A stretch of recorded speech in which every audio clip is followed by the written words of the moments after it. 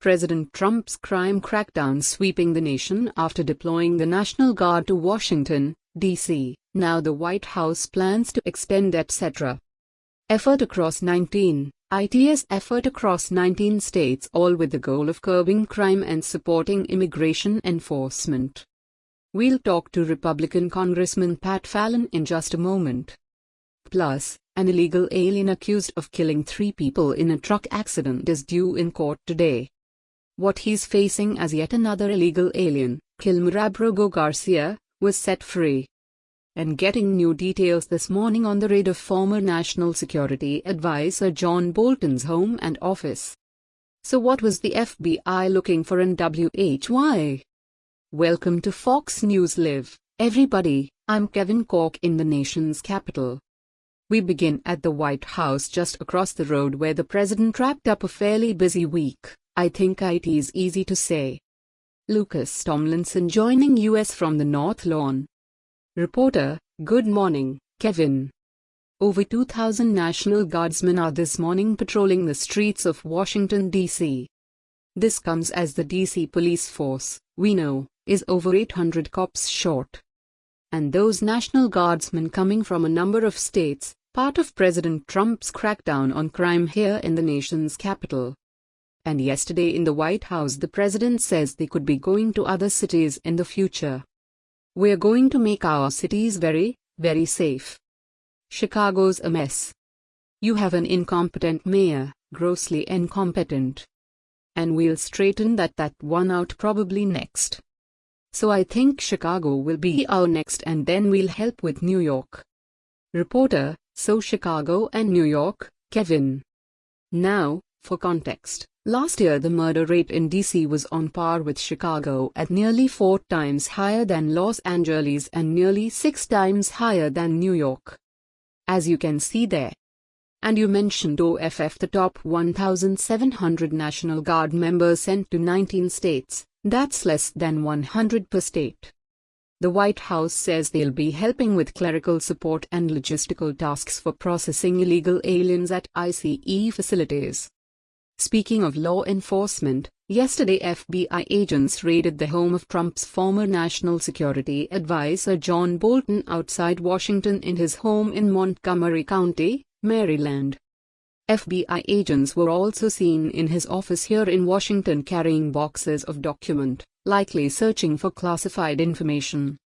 Yesterday the president admitted he is not a fan of Bolton. WHO wrote a book criticizing Trump after Bolton left the White House. I'm not a fan, I thought he was a sleazebag, actually. And he's suffering major Trump derangement syndrome. Reporter, since returning to the White House, Trump revoked the security clearance from Bolton and also took away his protective detail. And we've also learned the FBI director yesterday during that raid tweeted that no one is above the law and said the FBI is on a mission, Kevin. I said in the new foreword to the paperback edition of my book, I think it is a retribution presidency. Reporter, and that security clearance was pulled after the president returned to office, and that also came at the same time he had some threats his life from Iranian officials. Of course, Bolton had a lot to do with that strike on Qasem Soleimani. Kevin, that he did. The on the North Lawn, thank you, my friend, LT. The president calling it a miracle, saying DC is safe after he cracked down on crime, and now that effort is actually expanding across the country. Texas Republican Congressman Pat Fallon is here with us this afternoon, or this morning. It is great to have you with us. This is one of those situations, frankly, you and I have to live here, and anything that we can do to make it safer for citizens like us or for visitors in particular, I think, is a very strong move by this White House. Oh, yeah. Kevin, it is bold action. I mean, consider that the chairman of the police union in D.C. has admitted and cheered that they were told to downgrade serious crimes like shootings and carjackings to lesser crimes. And even with D.C. cooking the books on their crime statistics, you're 3.5 times more likely to be killed in D.C. than you were in 2012 when a serious crime is committed, and from 2018 to 2023, car carjackings with up 550%. Things are out of control, and thank goodness President Trump has taken these, again, bold actions. Kevin, yeah, bold actions. And in particular, when you look at the numbers, you're talking about homicides, none for several days, over a week. This is the little, slow march toward what we should expect in our nation's capital, quite frankly. There's absolutely no reason to expect to get mugged, carjacked or assaulted just because you live here. I think this is great action. I think most Americans can agree with that as long as they don't have TDS. Meantime, in Texas, the state Senate actually passed the GOP-drawn congressional map, paving the way, as you know, for 5 more seats. The question, President, without question, praising that effort. WHYDOIT? Could this be a harbinger of things to come across the country, and is that good thing? Okay. So that's a great question, all fair questions. WHYDOIT? If you look at, and let's just talk data, no spin. Because Gavin Newsom's good at slicking his hair back and spinning. If you take the 5 largest states that are completely controlled by Democrats, California, Washington, Illinois, New York and New Jersey, there are 117 congressional seats in those 5 states and 93 of them are Democrat. That's a 79 to 211% ratio, 21% ratio. If you take the 5 largest red states, Texas, Tennessee, Georgia, Ohio and Florida, there's 104 seats, and that ratio is 72-32 from 69 to 311%. The Democrats were very good at gerrymandering.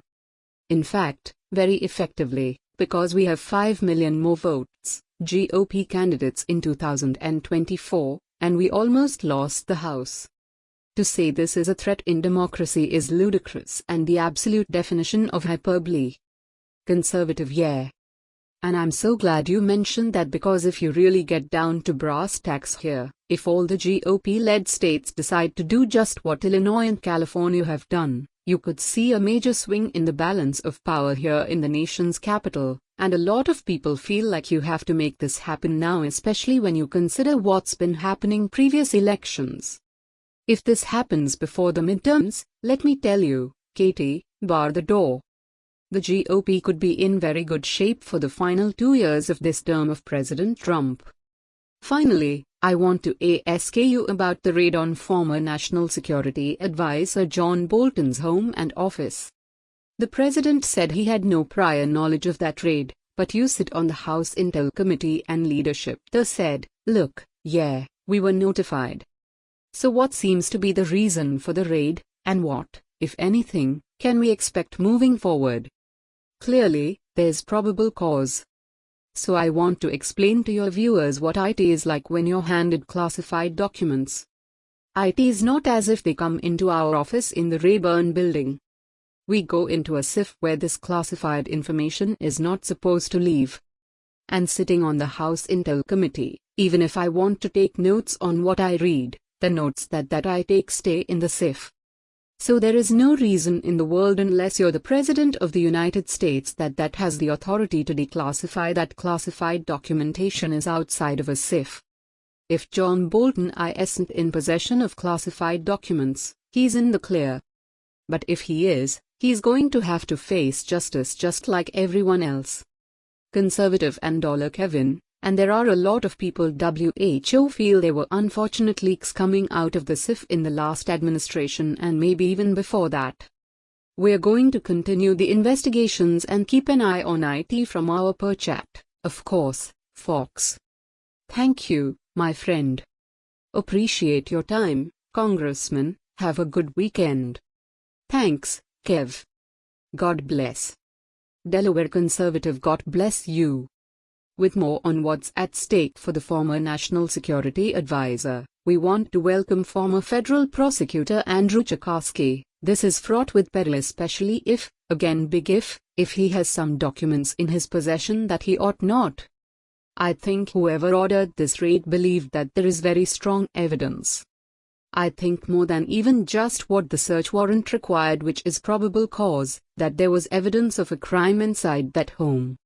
Probable cause means that there was good indication of it, that it was probably there and had to have been specified to a federal judge what they were looking for, why they were looking for it, and why they believed that it was still there at this time. And so when you put all of those factors together, I don't think this is just something as simple as, oh, they saw in a book that he referenced something that might have once been classified, or even that they knew that some time ago, a matter of months ago, that he had something that was questionably classified.